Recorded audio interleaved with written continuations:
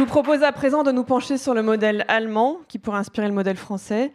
J'invite pour cela à monter sur scène Isabelle Moreau, directrice de la rédaction sociale RH d'AEF Info, qui animera cette première table ronde. Bien, bonjour à toutes et à tous. Est-ce que vous m'entendez ? Oui. Oui, comme l'a dit Sixtine, nous allons nous concentrer sur effectivement ce qui se passe en Allemagne, mais également en France. Alors, nous sommes 3 mois après la signature de l'accord national interprofessionnel en faveur de l'emploi des salariés expérimentés, une manière de ne pas parler des seniors.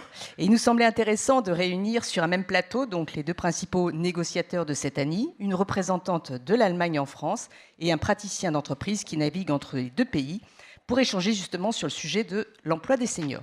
Donc j'invite à me rejoindre Julia Jauer, donc vous êtes conseillère sociale de l'ambassade d'Allemagne en France, vous pouvez passer par là bien sûr, Hubert Mongon, directeur général de l'UIMM, Olivier Guivarch, secrétaire national de la CFDT, Rémi Boyer, député CIO Clariane Group et CIO Germany. Installez-vous, ben voilà, dans l'ordre, ce sera parfait. Normalement, vous avez tous un micro.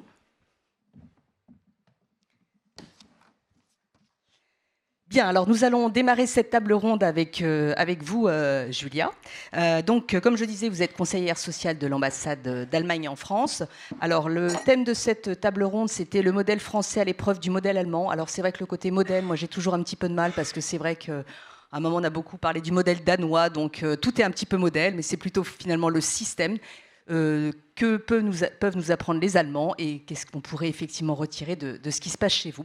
Donc, nous allons avoir quelques slides que Julia va nous commenter pour nous expliquer un petit peu comment l'Allemagne a réussi à augmenter sensiblement le taux d'emploi des seniors dans son pays.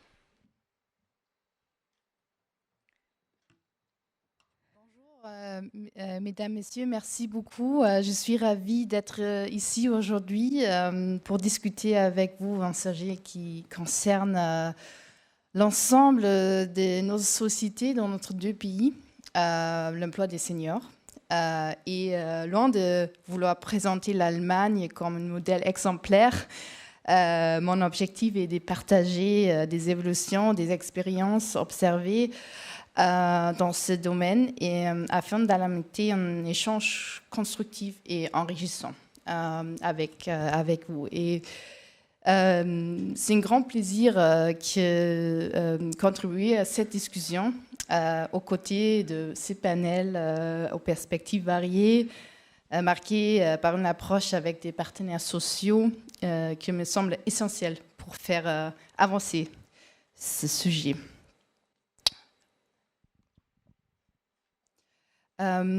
Peut-être pour mettre la scène en Allemagne, l'un des défis majeurs actuels, nous sommes confrontés avec un déclin progressif à la population active. En Allemagne, beaucoup plus fort et beaucoup plus vite qu'en France. Selon des projections démographiques, on pense que 3 à 8 millions de travailleurs manqueront d'ici à 2035. Et toutefois, en Allemagne, dans cette discussion, on a aussi parlé des émigrations. Une chiffre pour juste mettre en valeur cette discussion, c'est on pense que la migration nette positive d'environ 480 000 personnes par an peut d'atténuer ces déclins. Selon l'estimation, cette contribution réduit ces déficits de main-d'œuvre à environ 2007 millions de travailleurs d'ici. Mais cela montre que, bien que la migration c'est un facteur important pour maintenir la population active, ce ne compensera pas entièrement le vieillissement démographique. Et c'est pourquoi, d'une des piliers de l'adaptation du marché du travail reste la mobilisation des travailleurs âgés. Entre autres, la formation, la réformation professionnelle, les conditions de travail sont aussi, bien sûr, importantes. Voici, j'ai préparé des données avec le OCDE ici pour comparer un peu l'Allemagne et la France. L'Allemagne, c'est les lignes bleues et la France, c'est les lignes rouges. Et les lignes frontières, c'est le taux d'emploi des personnes âgées plus de 500 ans. Et voilà, on vu que pour les personnes âgées de 500 ans en Allemagne, on a vu une progression très forte les dernières années, même plus haute que le taux d'emploi total en France au début de 2014.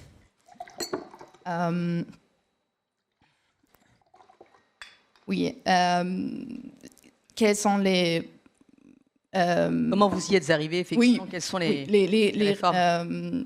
Les réformes, je pense que c'est assez important pour mettre aussi en garde, c'est les réformes des marchés, les réformes Hartz, l'agenda 2010, qui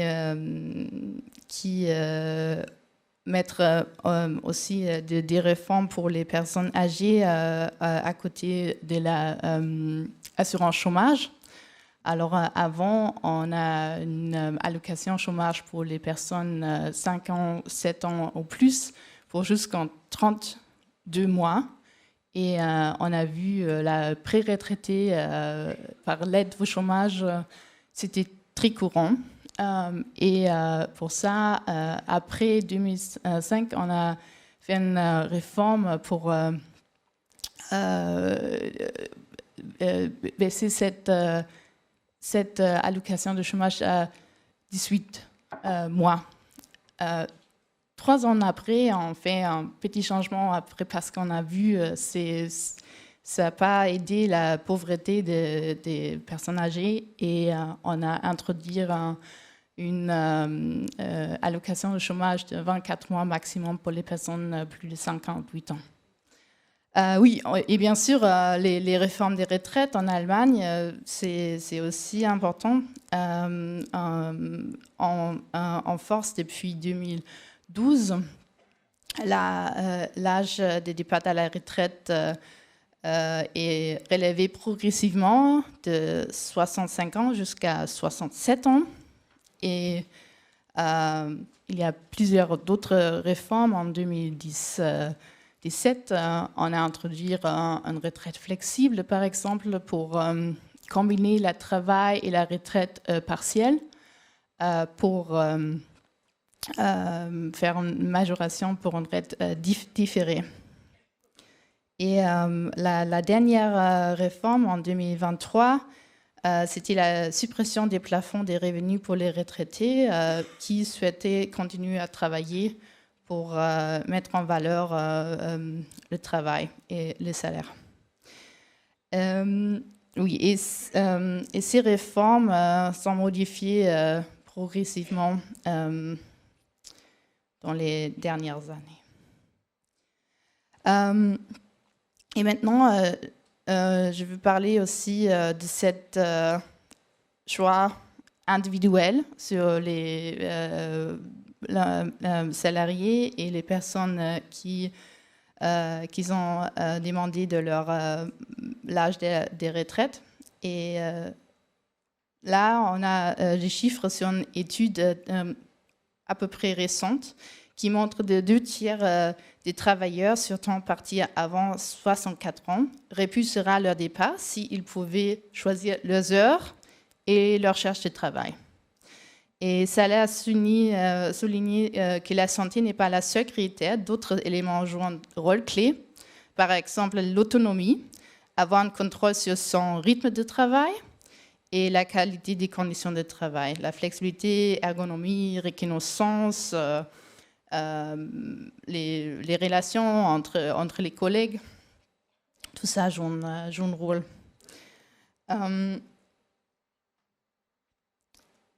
Et peut-être pour finir... pour ouvrir le débat. La présentation, juste quelques idées de la mix de méthodes en Allemagne pour encourager l'emploi des seniors. C'est si important, c'est au niveau des décisions dans l'entreprise. Alors, ces adaptations permettent aux entreprises de réduire les turnovers, la rotation, de maintenir les compétences clés et d'accroître leur attractivité. Et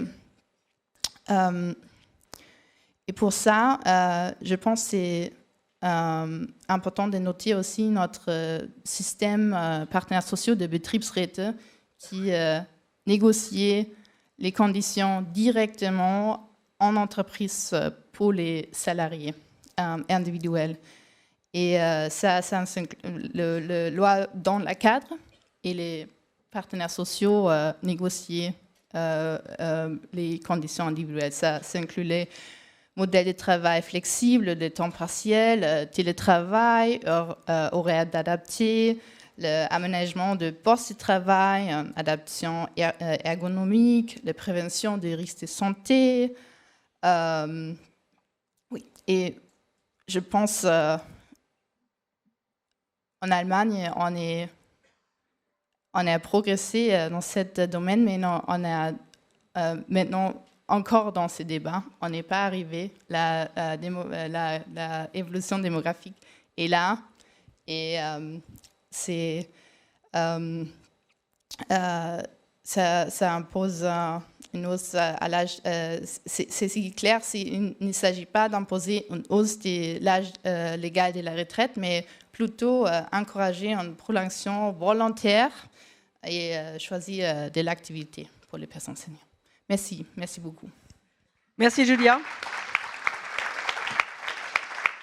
Alors, vous l'avez dit rapidement, effectivement, l'Allemagne est confrontée à un problème démographique qui est un petit peu différent de celui de la France, puisque vous avez encore moins de naissances que nous, un vieillissement de la population qui est important, en plus un travail des femmes qui est quand même moins développé qu'en France. Donc c'est vrai que vous avez rappelé, on se souvient de Angela Merkel qui accueillait des étrangers et qui l'appelait Mutti. Effectivement, vous avez besoin de cette force de travail, mais comme vous le dites, ce n'est pas suffisant. Donc c'est vrai qu'aujourd'hui, le marché du travail en Allemagne est régi quand même par tout ce qui touche un peu les politiques en direction des seniors.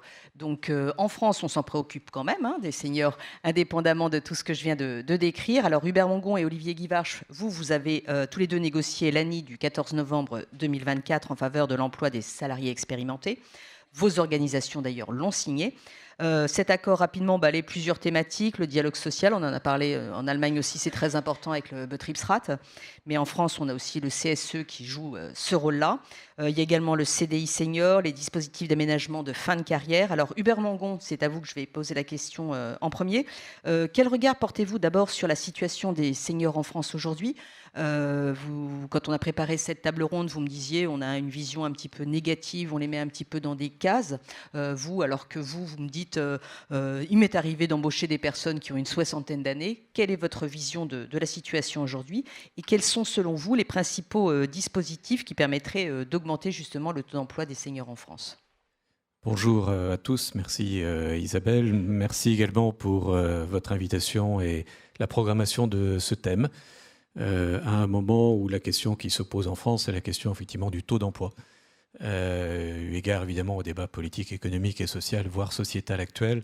Et donc, merci à nouveau Daniel et toute l'initiative que tu mets en œuvre depuis longtemps pour faire progresser ces sujets qui sont des sujets effectivement compliqués et qui, en France, ont du mal à progresser.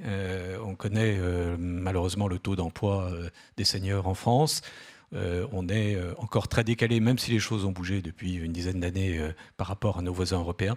Et merci en tout cas pour effectivement toutes les explications. Ça donne de la matière à penser, comme on dit en France, sur le chemin que l'on pourrait emprunter.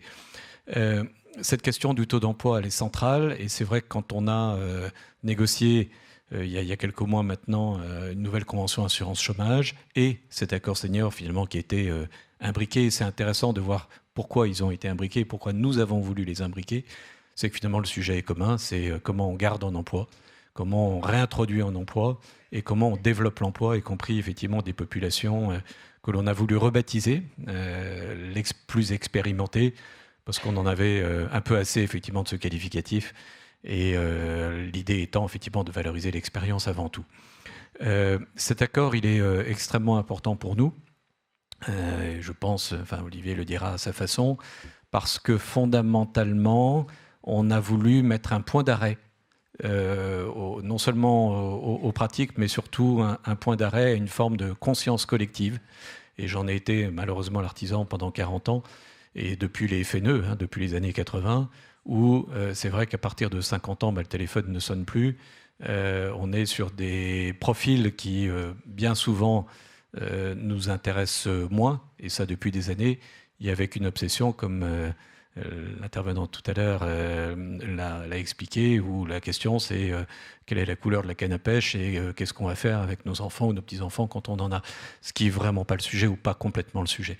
Donc on a voulu marquer un point d'arrêt sur cette dimension nationale et collective en introduisant finalement 3 idées. Et c'est finalement ça... Juste un instant, c'est vrai que syndicats et patronat étaient responsables de ces pré-retraites. Enfin, syndicats et patronat, j'ai envie de dire tous les acteurs, y compris les entreprises. Moi, j'aime bien parler. Les salariés attendaient le chèque de départ. Enfin, c'était. Oui, enfin, tout le monde, a agi de cette façon-là, avec une conscience collective et totalement assumée, aussi bien du côté de l'entreprise que du côté des organisations syndicales, et avec une décontraction totale, et ça pendant 40 ans. Voilà. La question qu'on a souhaité traiter, c'est de dire est-ce qu'il n'y a pas un coup d'arrêt à mettre à ces pratiques et une conscience collective à faire progresser. Et on l'a fait finalement à travers trois pistes, encore une fois qui ne sont que des pistes, puisque le travail doit être fait sur le terrain, et on en a évidemment parfaitement conscience. On n'est pas plus intelligent que la moyenne, et on n'a pas à dire aux structures ni aux salariés ce qu'ils ont à faire.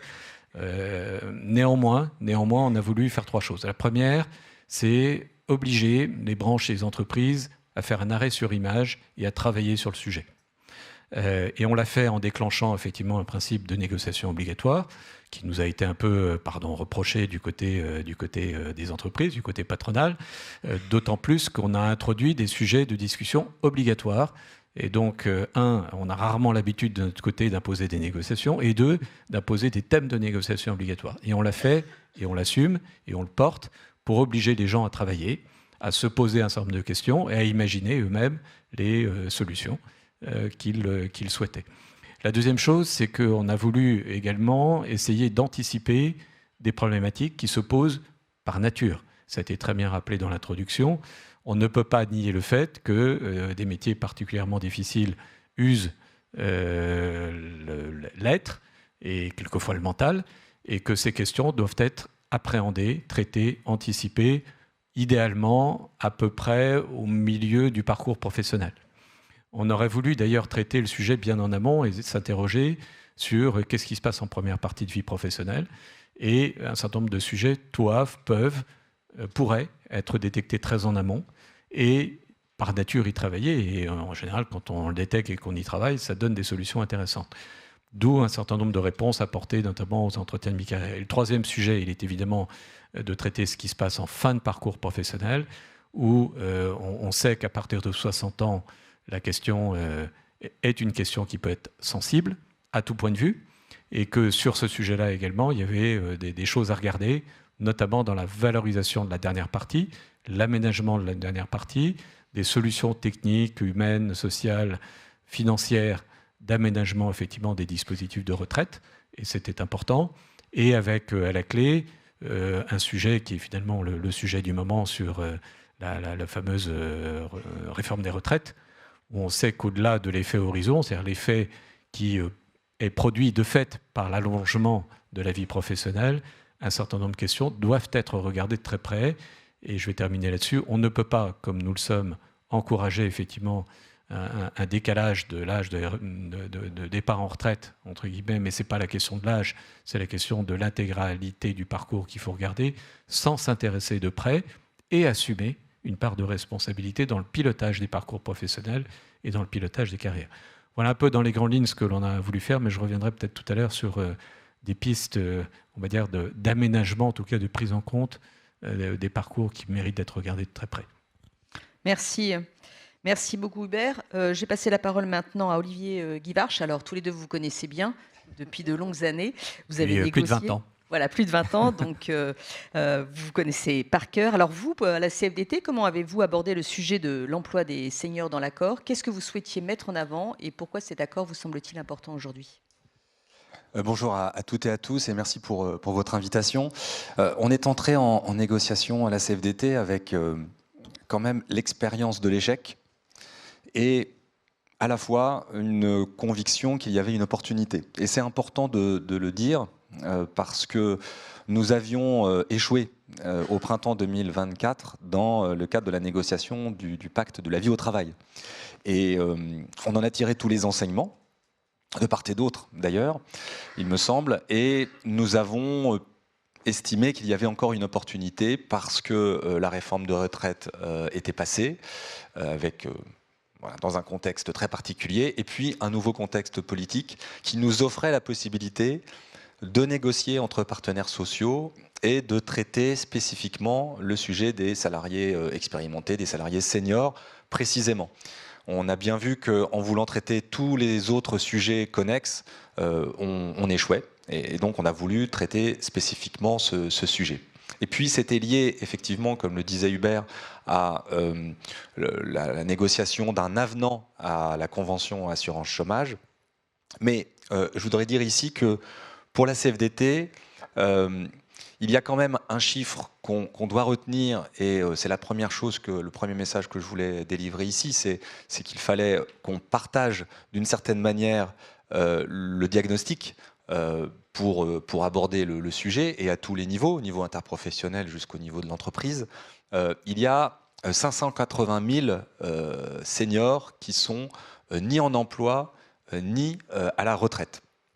Et qui ne sont pas non plus demandeurs d'emploi, c'est-à-dire qui ne recherchent pas activement un emploi. Et la moitié de ces seniors sont dans cette situation, non pas parce qu'ils auraient un problème de handicap ou un problème de santé, mais visiblement parce qu'ils ne se voient pas travailler.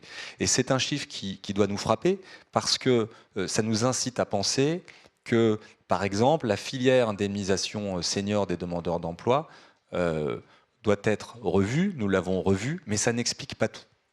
Et donc ça nous amène au deuxième message, un préalable que nous devons partager entre employeurs et représentants du personnel, c'est qu'il y a une hétérogénéité des seniors, ça c'est la première réalité à partager, c'est-à-dire que quand on dit ça, ça veut dire qu'il y a des attentes différentes. Et d'ailleurs, c'est un défi, on en parlera peut-être un peu plus tard, mais c'est un défi en entreprise, parce que les attentes sont très variées et qu'il va falloir répondre individuellement à des attentes avec des dispositifs collectifs, puisqu'il faut une certaine équité et un certain cadre. Le deuxième préalable que nous avons, il me semble, partagé, c'est qu'il y a un lien très très fort entre cette question de l'emploi, du taux d'activité, taux d'emploi, et puis le travail. Et une ambivalence du travail, on le dit depuis ce matin, c'est à la fois un facteur d'usure professionnelle et, dans certaines conditions, et dans d'autres conditions, et c'est là où il faut qu'on travaille, un facteur de développement des compétences, un facteur d'évolution positive. Et donc ce regard sur le travail doit évoluer, puisqu'il faut traiter la question de l'usure professionnelle, la question de métiers pénibles, et puis voir comment le travail peut développer les compétences. Ça veut dire aussi agir sur un certain nombre de facteurs dont on parlera tout à l'heure. Et puis le troisième message, c'était de dire qu'il y a une capacité à agir, il est possible d'agir sur l'usure professionnelle, il est possible d'agir sur le travail, et donc il est possible d'améliorer le taux d'emploi des seniors et de se rapprocher de nos voisins allemands, autrement parce que nous avons un système de protection sociale différent. Donc peut-être autrement, et comparaison n'est pas raison, il faut trouver les ressources que nous avons ici dans notre pays, et donc ça veut dire qu'il faut négocier. Il faut négocier en entreprise, il faut négocier dans les branches, il faut un engagement de part et d'autre, engagement des recruteurs, des directions d'entreprise et engagement des représentants syndicaux à partir du moment où on peut trouver un compromis et un cadre favorable de manière à améliorer le taux d'emploi des seniors. Merci beaucoup Olivier, je vous redonnerai la parole bien sûr tout à l'heure. Alors Rémi Boyer, vous êtes ancien DRH groupe de Clariane, vous connaissez bien la situation des seniors en France. Maintenant vous partagez votre temps entre Munich et Paris. Qu'est-ce qui vous a le plus frappé en arrivant sur place? Est-ce qu'on parle de l'âge de manière aussi négative qu'en France? Est-ce qu'il y a des choses qui vous ont surpris? Alors pas forcément nous faire un petit rapport d'étonnement, mais nous dire un peu, vous, votre point de vue sur les deux pays. Guten Tag, merci beaucoup pour l'invitation, merci Isabelle et Daniel. Bon, je pense que c'est un sujet qui nous préoccupe en premier lieu en tant qu'opérateur du soin et du grand âge et de la fragilité humaine, donc on est en plein dans la problématique en tant que leader européen du soin. Deux, trois petites statistiques avant de répondre directement à votre question. Premièrement, en Allemagne, il y a donc 22 000 salariés, dont 3 500 ont plus de 67 ans. Hein. Donc on est à 16% des effectifs qui ont plus de 67 ans, de 60 ans, pardon, et 5% qui ont plus de 67 ans. Sachant que j'ai aussi, pour la petite histoire et pour l'anecdote, 3 salariés qui ont plus de 80 ans. Sur 22 000, c'est pas beaucoup, mais c'est juste pour vous donner un peu une idée. 2 tiers dans le soin, 1 tiers dans les services, c'est-à-dire dans les métiers de la restauration, de l'hôtellerie, de l'hébergement ou les métiers techniques.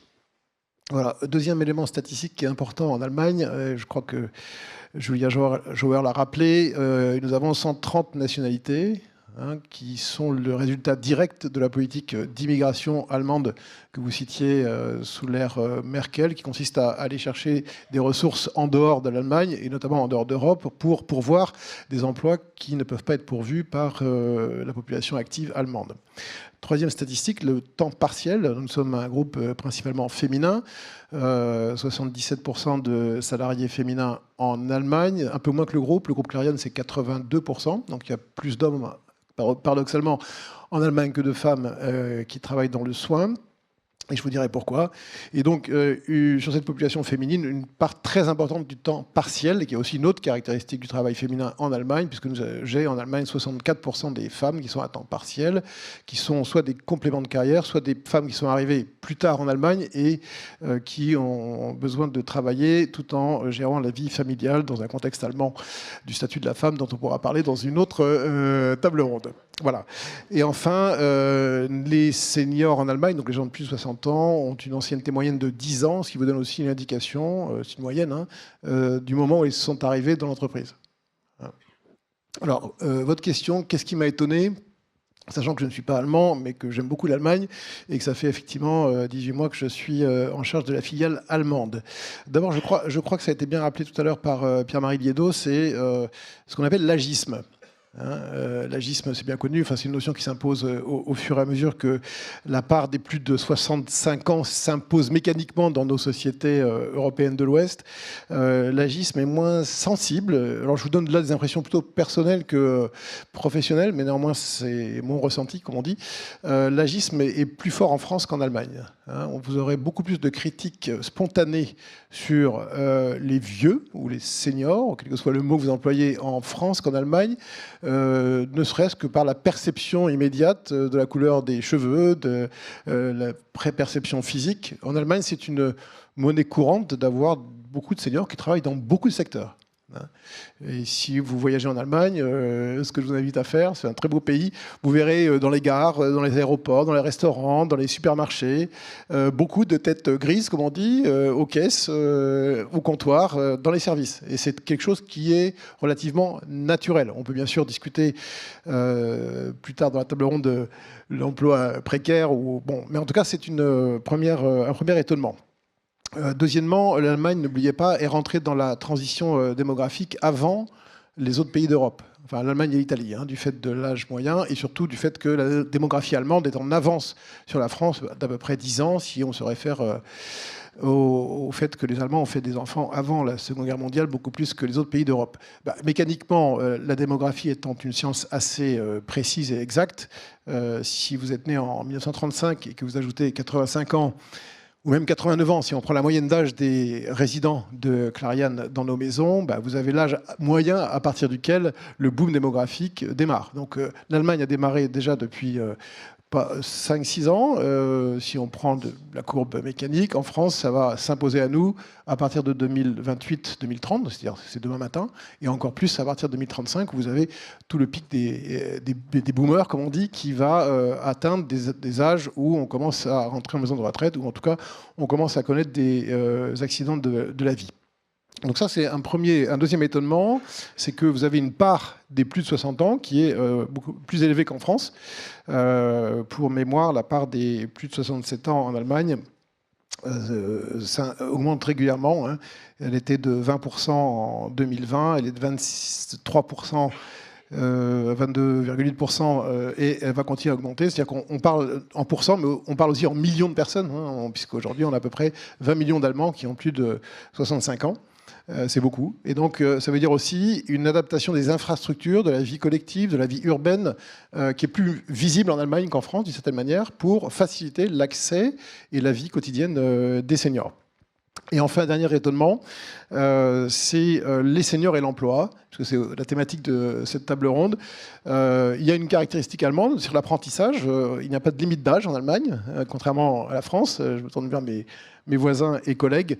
Et donc, il n'est pas rare du tout que des apprentis dans le soin en Allemagne ou dans le service, dans les métiers de la cuisine, par exemple, chez nous, ou dans les métiers du soin. Vous avez des gens qui arrivent chez nous à 55 ans, 57 ans, 59 ans.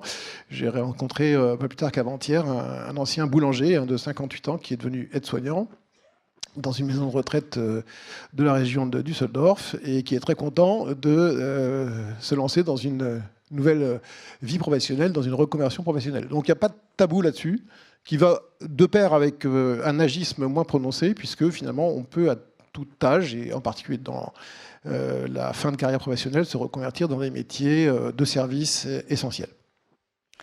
Bien, merci Rémi pour cette petite photographie, si on peut m'exprimer ainsi. Julia, en Allemagne, donc on l'a vu, de nombreux seniors et retraités sont notamment en emploi. Alors il y a des reconversions dans votre entreprise, mais également dans d'autres. Certains travaillent via les mini-jobs. Aujourd'hui, comment on adapte les conditions de travail à ces personnes-là? Est-ce que c'est un vrai sujet en Allemagne? Parce que bien sûr, on peut imaginer que c'est pas toujours facile d'accueillir ce type de public. Est-ce que c'est toujours un choix de la part des salariés, ou quand on a préparé un petit peu, vous me disiez les retraites sont assez basses, donc parfois ça incite quand même les personnes à retourner à l'emploi, des choix qu'ils n'auraient peut-être pas fait non plus si les retraites avaient été plus importantes ou si les conditions de travail avaient été plus faciles. Comment vous voyez un peu toutes ces questions justement de conditions de travail?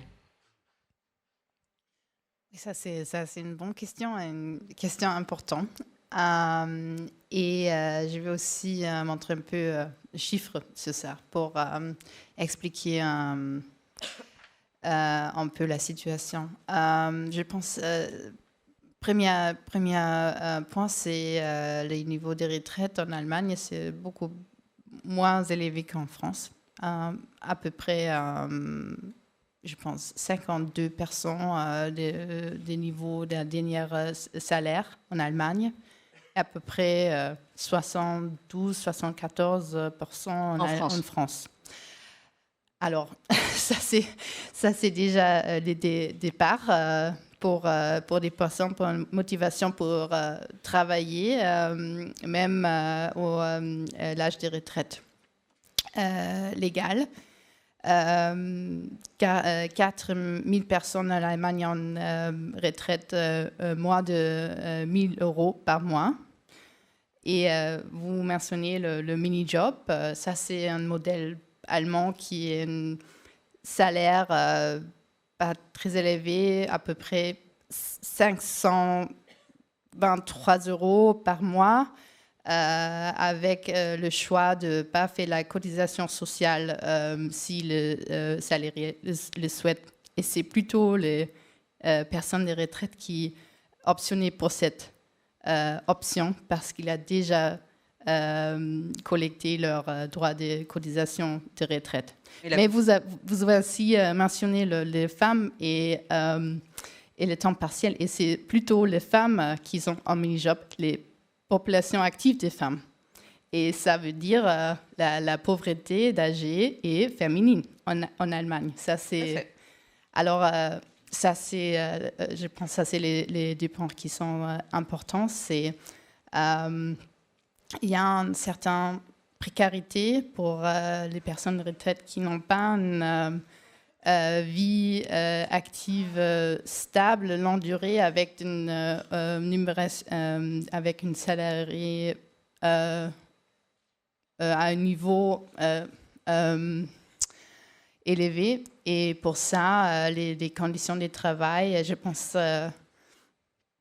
c'est pour mettre vraiment une choix libre et pas une pression forte pour les personnes de retraite de choisir un travail. Mais je pense pour ce groupe de personnes, le mini-job, ce n'est pas vraiment un grand problème social. C'est notre groupe qu'on peut observer, notamment les femmes dans l'âge des populations actives. Ok, merci. Tout à fait. Merci beaucoup pour cette précision, Julia. Olivier Guivarch, pendant longtemps, et on l'a dit tout à l'heure, dans de nombreuses entreprises, de grandes entreprises, mais on le voit encore aujourd'hui un peu chez Orange, notamment, on a réglé la question des seniors avant avec des plans de départ en retraite anticipés. Comment peut-on aborder autrement l'usure professionnelle au travail, essayer de faciliter quand même la vie des salariés qui arrivent, qui gagnent en âge, et notamment celle des reconversions professionnelles? Alors, ce qui est certain, c'est qu'il va falloir changer les pratiques RH. Alors peut-être pas modifier certaines dispositions sur notre système de protection sociale. Donc moi, je ne parlerai que de questions d'emploi et de travail. On a, comment dire,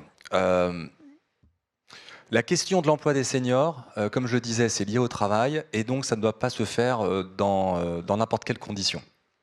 Et donc la première condition, selon nous, à la CFDT, c'est qu'on doit regarder la qualité de l'emploi. Et il faut apporter de la sécurité aux salariés, parce que les salariés, comme tout un chacun, les salariés recherchent de la sécurité. Donc il faut leur apporter une sécurisation tout au long de la vie et jusqu'au départ à la retraite. La deuxième condition, c'est qu'il faut faire en sorte que l'emploi évolue, et donc il faut que les salariés puissent accéder à de la formation tout au long de la vie. On a une part des plus de 55 ans en formation professionnelle à 35%. En France, on a un problème avec la formation pour les seniors. Et ça répond en partie à votre question, parce que si on traite mieux l'accès à la formation professionnelle, si on traite mieux, et là il faudra aller plus loin que notre accord national interprofessionnel, si on traite mieux les questions de reconversion et de transition d'emploi à emploi, on pourra, d'une certaine manière, traiter la question de l'usure professionnelle, en plus de certaines dispositions qu'on peut prendre dans une entreprise pour réduire l'usure, améliorer les conditions de travail, modifier l'organisation du travail, apporter de la flexibilité, mais demandée par le salarié, trouver des formes d'organisation ou des technologies qui réduisent la pénibilité. Bref, en dehors de toutes ces mesures qui peuvent être entreprises, il y a la question de la transition. Et puis, vous disiez qu'il y avait des entreprises qui étaient encore dans cette logique de départ anticipé, qui a un impact insoutenable pour notre système de protection sociale. Il y a heureusement des entreprises qui actuellement sont déjà dans cette nouvelle optique et dans l'esprit de notre accord national interprofessionnel. On a des exemples à donner. Je ne citerai pas d'entreprise parce que ça ne se fait pas trop dans ce cadre-là. Et ce sera l'objet de la table ronde juste après aussi. Oui, voilà. On a des entreprises qui sont déjà engagées et sous forme d'accord, comme je le disais, c'est par le dialogue social, parce qu'il va falloir des engagements du côté des directions et des engagements du côté des représentants du personnel, de manière à pouvoir répondre à toutes les attentes les plus diverses des salariés. Et c'est d'ailleurs un défi pour les DRH. Également pour le management ? Oui, ça, Hubert va pouvoir en parler, mais je dirais un mot sur le management si c'est possible. Allez-y, comme ça après on passera la parole à Hubert. Oui, non, c'est la question du management intermédiaire. Vous avez insisté quand on a préparé... C'est la question du management intermédiaire, on y tient beaucoup à la CFDT, à savoir que pour faire vivre un accord, il ne suffit pas d'engagement côté employeur et un engagement du côté des représentants syndicaux. Il faut faire vivre cet accord et il faut faire en sorte que toutes les dispositions qui sont prises, tout le cadre social qui est proposé, soit connu par les salariés et soit connu par les managers qui souvent sont un lien très fort avec le salarié.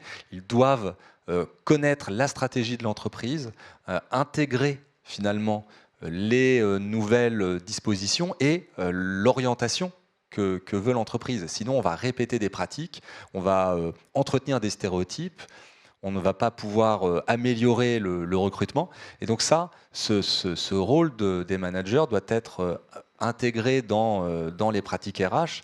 Et responsabiliser le management, c'est aussi lui donner des marges de manœuvre et une forme de liberté. Bien, merci beaucoup Hubert. Comment peut-on gérer aujourd'hui donc cette fameuse troisième partie de carrière des salariés et l'importance aussi de tenir compte des souhaits personnels de chacun. Quand on a préparé, vous me disiez, il y en a qui veulent continuer à travailler, il y en a qui ne peuvent pas, il y en a qui aimeraient, mais les conditions de travail ne le permettent pas. Comment voyez-vous les choses, vous, côté patronat UIMM ? D'abord, plusieurs choses. D'abord, je souscris, il y a beaucoup de choses qu'a dit Olivier auxquelles que je partage, et depuis longtemps. C'est vrai qu'il faut vraiment se garder sur ces sujets-là, d'avoir des visions qui soient trop globales. S'intéresser d'abord aux souhaits des personnes concernées. Quand je dis concernées, c'est pas que les seniors, c'est-à-dire à un moment donné, on est amené évidemment à vieillir, mais comment on anticipe à titre individuel et personnel ce type d'enjeu. La question, bien évidemment, posée au management, au corps intermédiaire, à l'encadrement, à la hiérarchie, et j'ose à la direction générale. Je considère sur ces sujets qu'on est au cœur de la stratégie générale de l'entreprise, au cœur du développement de l'entreprise, puis il s'agit de compétences. Et le troisième sujet, il a trait à, mais peut-être que la ministre nous en dira plus tout à l'heure, à la politique que nous voulons au niveau national, donc la politique de l'emploi en France. Est-ce que c'est une politique effectivement qui favorise et qui encourage, et il y a plusieurs idées qu'on pourrait partager là-dessus, le travail des salariés plutôt en fin de parcours. La difficulté malheureusement en France, c'est qu'il faut, à l'heure où nous parlons, s'intéresser à tout le monde, à la jeunesse, au milieu de vie professionnelle et notamment à la question des reconversions et des transitions professionnelles, qui est un énorme chantier qu'il va falloir qu'on garde de très près dans les prochaines semaines. Là aussi, on est au cœur des enjeux de l'emploi et puis évidemment la dernière partie de vie professionnelle. Alors après, il y a des pistes qu'on trouve intéressantes et qu'on a évidemment repérées dans le paysage. Et peut-être que la table ronde, effectivement, qui suit, va nous en dire un petit peu plus. Moi, j'attache beaucoup d'importance à ce qui a été dit tout à l'heure sur l'agisme et sur les stéréotypes. Tu l'as dit tout à l'heure également, c'est au cœur, malheureusement, de notre culture. Il faut qu'on bosse là-dessus. Moi, je note avec grand plaisir que les nouvelles générations rentrent sur ce sujet-là de façon complètement différente que la façon dont nous sommes rentrés il y a quelques années. Donc, tant mieux. Mais c'est un véritable changement culturel. Donc c'est long, c'est profond, c'est douloureux, mais c'est un sujet. Et merci à nouveau pour l'initiative de cette réunion ce matin. La deuxième chose, c'est comment on traite la question de la réduction de la phase de travail dans la dernière partie d'activité. Et ça, c'est un sujet gigantesque, vous l'avez parfaitement évoqué tout à l'heure. Nous avons malheureusement en France la fâcheuse culture de considérer qu'un job qui n'est pas à temps plein n'est pas un job. Nous avons la fâcheuse tendance à considérer que les métiers de service sont des métiers dégradés, dégradants par rapport à d'autres secteurs d'activité. J'ai eu la chance de travailler dans les services, dans l'industrie, dans la construction. Je peux vous dire que dans les services notamment, et dans tous les métiers que tu as évoqués tout à l'heure, le savoir-faire, le savoir-être est au top de ce que l'on a besoin pour pouvoir répondre à des prestations. Et donc sur ce sujet-là, il faut qu'on progresse, et c'est un représentant de l'industrie qui vous parle. Et c'est important, c'est comment on arrive effectivement à considérer et à aménager cette dernière partie de parcours entre du temps personnel et du temps professionnel, et comment on arrive à compenser le différentiel de salaire sur cette partie-là également. Et là aussi, il y a des responsabilités, et c'est un représentant du patronat qui vous parle, à prendre en compte et en charge. Et là-dessus, on a des idées, et Olivier les connaît. On n'a pas les mêmes, mais on les connaît ensemble. La troisième chose qu'on a également partagée tout à l'heure, c'est la façon dont on intervient en amont pour faire face aux problèmes de santé. Et c'est pas la peine de les nier. On a des métiers qui sont plus exigeants que d'autres. Quand vous êtes en position debout dans une ligne de production pendant 40 ans, voilà. Quand vous êtes sur un chantier à couler des banches à 8 mètres de haut par tous les temps, voilà. Quand on est dans des structures d'accueil du public, voilà. Et quand on est dans d'autres structures, ne pas minimiser pour autant la pression, y compris sur les métiers supports, parce que chacun, dans son métier, dans son parcours, peut rencontrer un certain nombre d'obstacles.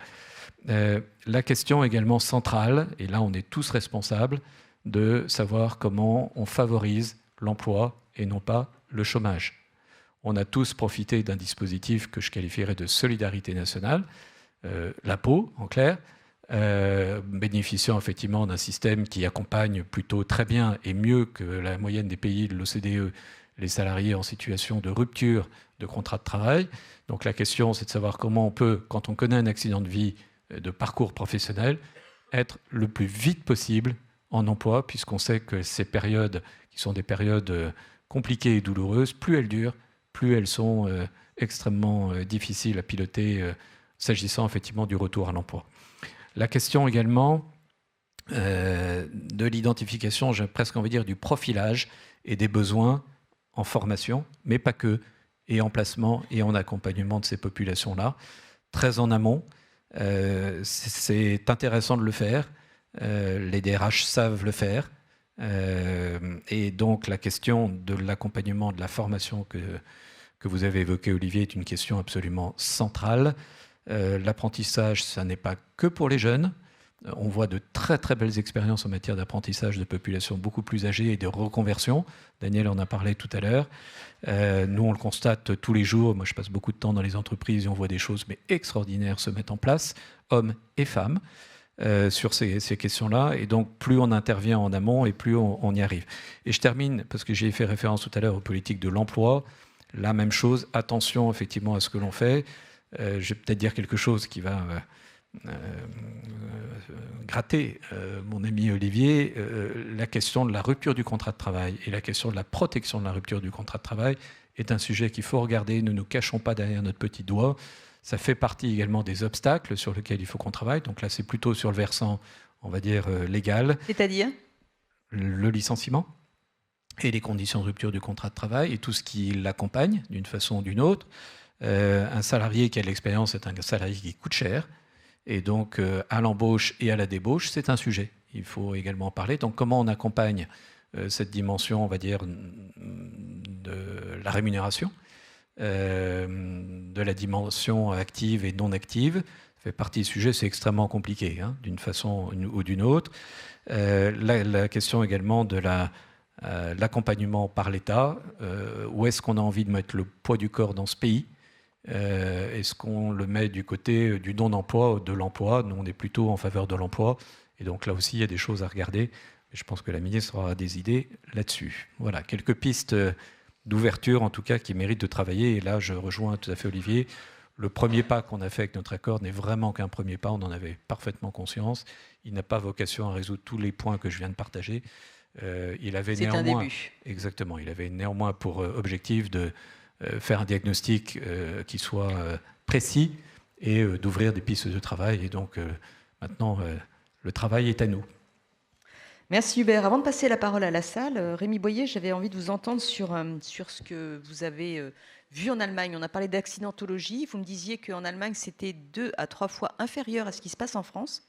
Donc moi, je suis assez étonnée comment ça se passe là-bas, comment les choses sont-elles mises en œuvre et plus globalement, est-ce que vous avez l'impression que les Allemands préparent mieux leur retraite que les Français ? Alors sur l'accidentologie, c'est vrai que il y a 2 pays champions d'Europe sur la sécurité au travail, en tout cas dans nos métiers, c'est l'Italie et l'Allemagne. L'Italie est le meilleur pays de Clariane en termes de taux de fréquence des accidents du travail, qui se rapproche des taux de fréquence de l'industrie. Pour le reste, l'Allemagne, c'est à peu près 4 fois le taux de fréquence de l'Italie, à peu près 20 pour les spécialistes dans la salle, ce qui est beaucoup plus que dans l'industrie, mais beaucoup moins que dans la moyenne du service. Et la France, c'est quasiment le double, hein. Donc on a des taux de fréquence des accidents déclarés en France qui naviguent dans notre secteur autour de 40, ce qui est très élevé, et ce qui a disparu de l'industrie depuis à peu près 30 ans. Donc pourquoi ?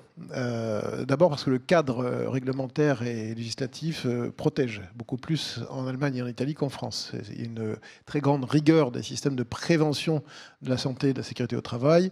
C'est très encadré, c'est très précis, c'est très réglementaire. Je pense que ça joue. Je ne dis pas qu'en France ça n'existe pas. Je dis que c'est plus fort en France et en Allemagne. Ensuite, on peut bien sûr argumenter sur les systèmes de déclaration des accidents qui sont différents dans les différents pays d'Europe, et notamment les fameux jours de carence. Bon, c'est des débats infinis mais finalement, ce n'est pas le sujet. Je pense qu'il y a une plus grande attention en Allemagne à la sécurité au poste de travail et à la santé dans le travail, qui d'ailleurs rejoint une attention plus forte à sa santé, de manière plus générale, en Allemagne. J'y reviendrai pour répondre à votre question sur la retraite. Donc ça, c'est sur l'accidentologie. C'est vrai que c'était une surprise pour moi, et le système protège. Voilà. Bon, deuxièmement, il y a dans nos métiers à nous, les services à la personne âgée et fragile, ce sont des métiers par nature avec une grosse charge émotionnelle et psychologique, puisqu'on accompagne l'angoisse, la fin de vie, la maladie, toutes les maladies qu'on peut trouver dans la vie. Et puis, il y a une charge physique qui consiste à déplacer des patients, des résidents, à les habiller, à les laver, à les nourrir, à les animer. Et tout ça, bien sûr, c'est une charge physique forte. Bon. Simplement, si on revient à la thématique de la table ronde sur l'âge, j'ai en Allemagne un déficit de soignants, l'Allemagne, voilà, a un manque de soignants d'environ 500 000 personnes à date, selon les statistiques, dans les 5 à 10 ans qui viennent, selon les diplômes que l'on prend en compte. Et en France, à peu près la même chose, 400 000. Et ça, c'est hors domicile. Je ne prends que les aides-soignants diplômés d'État et les infirmières diplômées d'État. C'est la traduction statistique du besoin démographique dont je parlais tout à l'heure. Bon. Donc, de toute façon, soit vous trouvez 500 000 soignants demain matin, et s'il vous plaît, venez me voir, je les prends tout de suite, soit on doit faire feu de tout bois, c'est-à-dire ouvrir ces professions à tous les âges, avec 2 défis majeurs qui sont, l'attractivité des métiers du soin et du grand âge pour les plus jeunes, qui est plutôt bonne, contrairement à des idées reçues, puisqu'on parle de tabou aujourd'hui. Les jeunes gens, aujourd'hui en Europe, expriment le souhait d'aller dans les métiers du soin et en général de l'aide sociale. On a fait un sondage avec Ipsos il y a 1 an et demi qui montre que la 3e profession la plus demandée par les jeunes de 18 à 25 ans est le soin au sens large. Après le luxe et l'éducation. Voilà. Je comprends.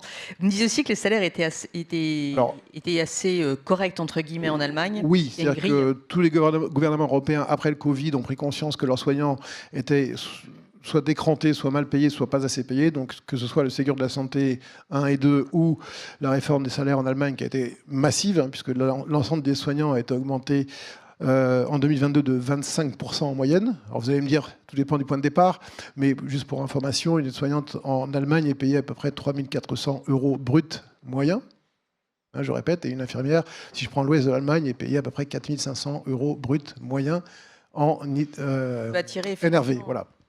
Donc, mais ça fait partie de l'attractivité du métier, mais aussi de la reconnaissance de ce métier socialement et eu égard à leurs tâches. Voilà. Ce que je veux dire simplement, c'est que par rapport à la pénurie des besoins qui nous attend, il va de toute façon falloir garder nos seniors ou attirer des seniors sur ces postes. C'est-à-dire adapter les postes, mais sans se mentir, c'est-à-dire que les tâches physiques qui consistent à s'occuper d'un patient, d'un résident, vont rester lourdes.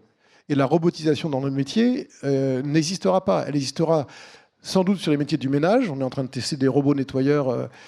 Ça peut se concevoir, mais en revanche, le soin basique auprès d'une personne âgée ou malade ne restera un acte physique. Et donc, il faut aménager le cadre. Je peux te donner un petit exemple avant de parler de la retraite.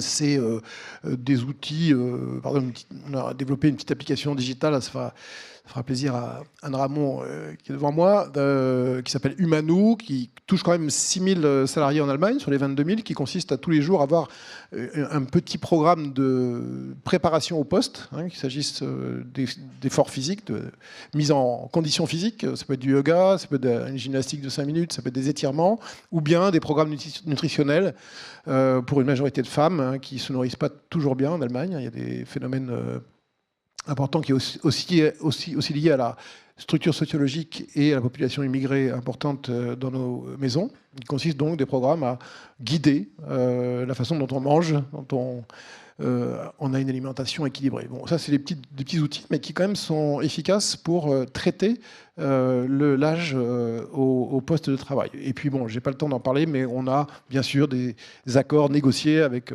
les syndicats pour aménager, par exemple, les systèmes de retraite. Si on travaille au-delà de l'âge de la retraite, eh bien, on a un accord qui permet de continuer à bénéficier de la part entreprise après 67 ans. Bon. Et puis, dernier point là-dessus, c'est le parrainage ou le marrainage. Moi, je crois que ça a été dit tout à l'heure par Pierre-Marie Liédot. Il s'installe de facto un lien intergénérationnel très fort entre les aides-soignantes âgées et les jeunes aides-soignantes. Et j'observe qu'il y a un rôle d'éducation, soit que la société ne rend plus, soit qu'il y a ce lien naturel qui s'établit entre des femmes d'une distance de 40 ans. Et c'est très important dans l'onboarding ou dans l'éducation, la formation au poste de travail, d'avoir ce marrainage qui s'installe entre des aides-soignants de 60 ans et des jeunes femmes de 18-20 ans qui arrivent en ayant choisi ce métier par sens ou par goût, mais qui ne se rendent pas compte de la difficulté du métier. Et pour ne pas être trop long et pour répondre à la question sur la retraite, oui, c'est vrai que les Allemands se préparent mieux à leur retraite. Alors, c'est peut-être une question d'âge, puisque la retraite est à 67 ans, donc on voit venir, voilà. Mais je crois, sous le contrôle de Julia Jauer, il y a peut-être une mentalité un peu différente. Le citoyen allemand a un rapport à la nature qui est différent. Il vit moins dans les grandes villes qu'en France. Il vit dans des villages, il vit à la campagne, il voyage.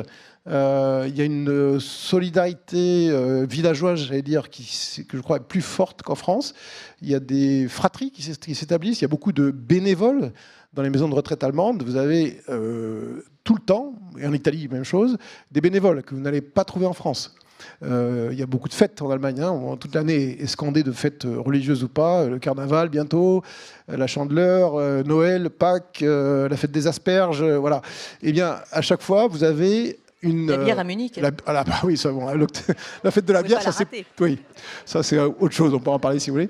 Mais ce que j'observe, c'est qu'il y a beaucoup de gens qui viennent du village ou de la ville voisine pour entrer dans la maison de retraite, animer des ateliers, parler avec les personnes âgées. Et ça, c'est très différent. Et je pense que c'est une sorte de solidarité de l'âge qui s'installe, qui est beaucoup plus forte qu'en France. Et pour terminer et reboucler avec ce que je disais en commençant, ça participe du non-agisme de la société allemande, qui est un peu en avance sur la société française.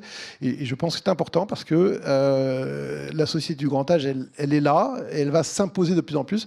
Et donc, il faut qu'on l'intègre dans l'ensemble de nos réflexions sociales, sociologiques et politiques. Bien, merci beaucoup. Alors, on a commencé, nous, avec 10 petites minutes de retard. Alors, on va les garder, parce que pour passer la parole à la salle... Alors, qui souhaite poser une question à nos intervenants? Alors, Madame au 1, 2, 3, 4e rang, on va vous apporter un micro. Alors, n'hésitez pas, on a vraiment 10 minutes. Alors, question courte, s'il vous plaît, si vous pouviez vous présenter également. Et ensuite, réponse courte. Alors, peut-être pas forcément de tous les cadres, parce que sinon, on décalera. Mais je vous écoute, madame. Bonjour, Alexandra Ferrigo-Delalloy, Mobiliance, service de l'automobile. On travaille avec Hubert Mongon, et on a notamment beaucoup travaillé sur l'accord interprofessionnel. Aujourd'hui, on se rend compte, et ça ressort des débats, qu'il y a cette question intergénérationnelle que souvent on ne traite pas peut-être à plein au niveau des entreprises, au niveau des branches, au niveau interpro et surtout au niveau des pouvoirs publics, à notre sens. Aujourd'hui, il y a beaucoup de dispositifs développés sur l'emploi des jeunes. On en est, nous, les premiers développeurs. Mais il ne faut pas oublier aussi que cette population des salariés expérimentés ex-seniors doit être aussi intégrée.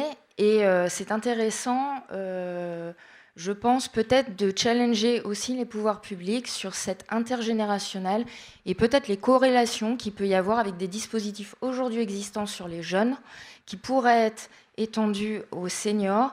Et je partage l'avis d'Hubert Mongon qui disait qu'effectivement, l'apprentissage, ce n'est pas forcément que pour les jeunes. Merci beaucoup. Alors, effectivement, c'était plus un constat ou une contribution de votre part. Est-ce que, Hubert, vous voulez enchaîner ou on passe la parole à quelqu'un ? Non, très vite, pour laisser la place aux questions. D'abord, je pense qu'effectivement, c'est un champ à investir ou investiguer, fondamentalement. Moi, je suis extrêmement fasciné par l'impact des politiques menées par certaines entreprises sur la création de réseaux intergénérationnels à l'intérieur de l'entreprise et dans des métiers qui sont très différents et qui portent des fruits incroyables. Alors, on le sait quand on a ce type d'expérience personnelle, on sait que ça marche, mais ça va au-delà même de ce qu'on peut imaginer.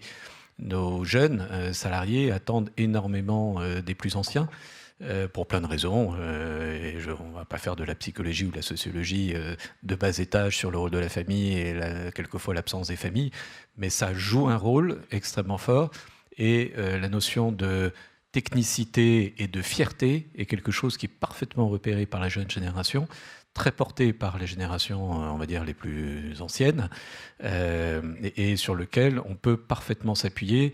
Il y a plein de solutions d'animation de réseau. Moi, je vois des choses extraordinaires dans les entreprises, avec des formules très différentes, très simples. Il n'y a pas besoin de budget exceptionnel pour le faire, et ça porte des fruits et une efficacité incroyable.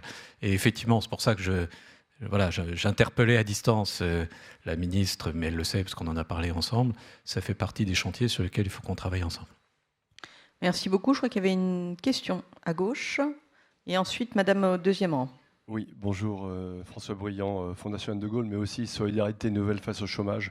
Une question que je n'ai pas entendu évoquer aujourd'hui, c'est le problème de l'aidance. Comment est-ce que, d'abord, mécaniquement, les âges vont faire que, dans au moins 10 ans, il y aura peut-être un tiers des personnes qui auront été aidants, seront aidants ou le seront dans le futur, soit pour leurs parents, soit pour leurs enfants handicapés. Bon, il y a plein de sujets. Comment est-ce que vous prenez en compte dans l'entreprise et dans les négociations que vous pouvez avoir au niveau des packages sur les seniors, à la fois dans l'entreprise pour améliorer l'efficacité, éviter le burn-out en particulier, et également trouver des outils qui permettent d'améliorer ce système? Oui, c'est un vrai sujet, vous avez raison. Alors, on ne peut pas tout balayer, effectivement, en une petite heure. Et parfois, dans les familles, il y a 4 générations qui se côtoient. Maintenant, parfois 5. Donc, c'est un vrai sujet. Qui souhaite répondre? Peut-être Olivier et Rémi. Allez.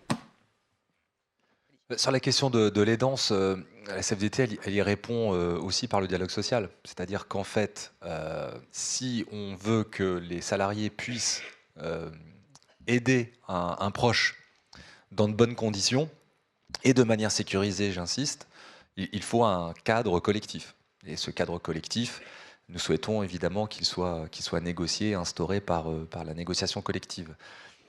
On aura une attention particulière sur les femmes, parce que et là, il y a des inégalités, comme sur beaucoup d'autres sujets, et tout ne doit pas reposer sur les femmes, et c'est pour ça qu'il faut des dispositifs qui permettent d'éviter que des inégalités perdurent et se retrouvent dans la suite de la carrière professionnelle et ensuite à la retraite.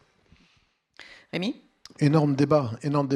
11 millions d'aidants estimés en France, 15 millions en Allemagne, donc un Français sur 6 et un Allemand sur 8, sur 7 en Allemagne. Et un des programmes du SPD, sous le contrôle de ma voisine, puisque les élections législatives sont dans 2 semaines, est un salaire de l'aidant, qui est porté par le SPD. Des débats gigantesques sur ces questions en Allemagne, en France aussi. Et sans doute une réponse par l'entreprise, par des accords d'aidance, puisque ça va s'imposer à nous de toute façon mécanique, avec des gens, puisque les enfants que nous sommes, de parents âgés, vont se retrouver mécaniquement en situation d'aidance, avec ce chiffre important qui est que 80% des aidants sont des femmes. Sujet très vite qu'on voit monter très clairement dans les entreprises et dans les négociations. Un exemple que je connais bien, la nouvelle convention collective de la métallurgie, ce sujet a été repéré, partagé et acté dans le paysage général. Donc on voit des choses, et je trouve de façon très, très positive et encourageante. Maintenant, on n'en est qu'au début, pour toutes les raisons évoquées à l'instant. Merci. Alors, l'heure tourne. Je suis désolée, on va prendre une dernière question. Madame au deuxième rang. Tout à l'heure, vous aurez le temps d'échanger à la pause ou au déjeuner. Hein. Allez-y, madame. Bonjour à tous. Merci de me donner la parole. Merci, madame de Reuilly, pour ce moment passionnant. Et si vous pouviez vous présenter. Moi, je suis Delphine Gouchot et je porte un projet qui est d'initier une alternance pour les seniors. Ce projet, je l'ai présenté autant à des grandes entreprises qu'à des PME et à des institutions politiques, évidemment, dont Madame Panossian-Bouvet. Sauf erreur, Monsieur Boyer, votre présidente milite pour une alternance tout au long du parcours, puisque je l'ai rencontrée. Et je crois que le vrai sujet, c'est de parler de manière positive et dans un cadre d'envie et de passion de nos métiers. Et à votre exemple, Madame de Ruy, vous expliquiez ou vous donniez depuis combien de temps vous travaillez. C'est que vous avez envie, vous aimez ce que vous aimez faire. Et moi, j'ai envie de dire, et ça rejoint aussi le sujet de l'aidance, c'est que quand on est au chômage, on ne peut pas être formé. Je suis désolée, j'ai un grand respect pour Thibaut Guilluy. J'ai travaillé 1 an à France Travail Île-de-France. Les formations sont différentes quand on est au chômage que quand on est en entreprise. Et là-dessus, il faudrait qu'il y ait un réel alignement. Donc la formation ou l'alternance permettra des immersions et permettra, parce que j'ai la sensation qu'à chaque fois on parle de celui qui a de 55 ans comme quelqu'un qui ne sait plus ou qui ne peut plus faire. Moi je retire la première prise de parole. On a tous envie dès lors que ça nous plaît. Et si on n'est pas en forme, si on n'a pas de travail ou si on n'est pas formé, là je vais boucler la boucle, pour aider nos aïeux, ce sera de plus en plus compliqué. Et n'oublions pas que c'est la formation qui nous tient en éveil. Donc moi, je milite pour ça. Et puis, puisqu'on dit qu'on doit parler de mixité, d'intégration, de diversité, parlons de talent avant de parler d'un âge. Merci beaucoup. Merci beaucoup. Eh bien, le mot de la fin vous revient, parce qu'effectivement, je pense que tout le monde partage votre point de vue. Merci à tous les 4 d'avoir participé à cette table ronde. Et la suite.